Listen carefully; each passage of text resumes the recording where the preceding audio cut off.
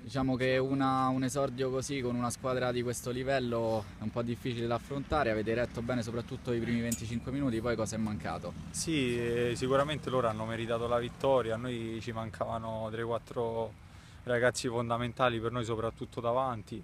Siamo una squadra nuova, insomma ci dobbiamo assettare per bene.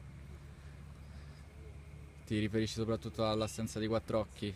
Sì, soprattutto lui, poi Giovannetti, insomma, stiamo aspettando altri 2 o 3 elementi, insomma, che ci mancano per completare la squadra, insomma, penso che ce la saremmo giocata molto di più di come è successo oggi, visto che loro hanno avuto sicuramente 3-4 occasioni per raddoppiare nel primo tempo.